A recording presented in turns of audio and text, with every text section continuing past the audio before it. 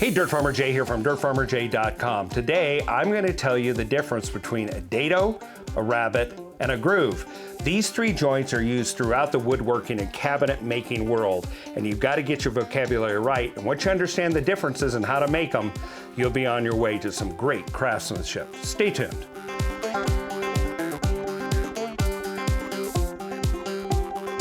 Hey, Dirt Farmer Jay here from dirtfarmerjay.com. Well, let's get going. The first thing we're going to do is cut a rabbet, spelled R-A-B-B-E-T.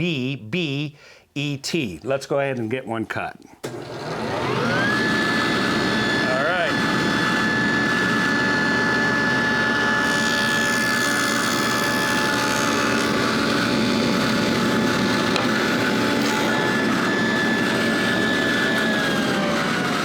As you can see, a rabbet is a two-sided joint. It typically has a flat bottom.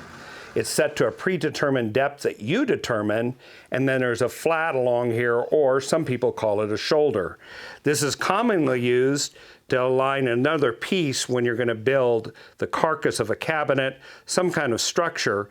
And you could use a butt joint in this corner, but the big advantages to this is, number one, the joint is already pre-registered. You know exactly where the part's going to go. And number two, it increases the glue surface, so you get a stronger joint. So this is a good basic joint to cut, the rabbet. And that again, there it is, R-A-B-B-E-T. There's something else I want to point out here. You notice the grain on the wood. In this case, it happens to be a veneer over an MDF core. But a rabbet can either run across the grain or along the grain. We could have one here as well and one on the other side if we wanted to, as long as it's on the edge of the piece and it's open to one side. That is a rabbet. All right, the next thing we're going to go ahead and cut is a pair of dadoes on these pieces here, so you can see what a dado is. A dado is a three-sided cut, two shoulders, a closed side on this side, and the bottom cut across grain though. That is the big differentiator, is a dado is a cross grain cut. Well, let's go ahead and cut those.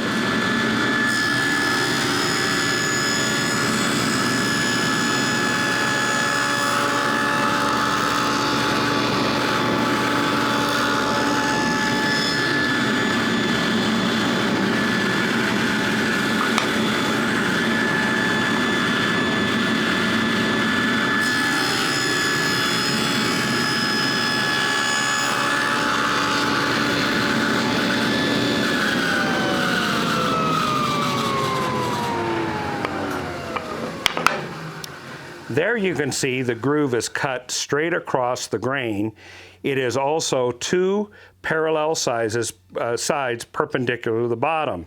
Now it is possible to do curved or angled dados, but most construction is done using this exactly here. So if we're building a little mini cabinet, this could go on one side, that could go on another side, and yet another piece could bridge in between here. Again, we could butt joint that, just line something up and pin it, but you lose all the registration benefit that having these shoulders does, and squaring the assembly as you go.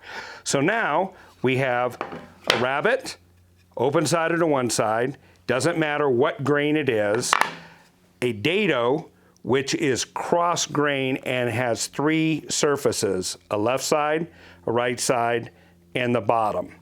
Now let's look at a groove. What's the difference there? Like the dado, a groove is a three-sided cut, but it runs with the grain instead of across it like you see here. So I'm going to cut one in all three of these pieces.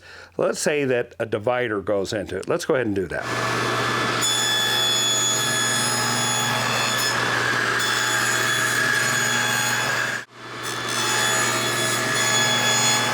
All right, let's go ahead and put together our little cabinet here, or whatever it is that you're building. We'll put these sides together. And so we've got a groove that's running all the way along here. We have rabbets in the corner. We have a dado that's running here. And if we wanted to put a back in or something that was a divider, if we cut a piece that was correct here, we could simply put this in, slide it in, and now this would be trapped. It also would square the assembly. So sure, you can build things with butt joints and, you know, holding things together. Why not do joinery that aligns the parts already and gives you greater glue surface? This is basic, but once you got this down, you can understand your vocabulary and communicate clearly with other woodworkers or people in the craft. You know, something in your shop that you can never have enough of is organizers. Well, check out this video where we tell you about where to get free tool organizers. They're actually all over the place. Take a look at this, and then check out this video that we also know will be perfect for you. Thanks for spending time in the shop with me. This is Dirt Farmer Jay from dirtfarmerjay.com.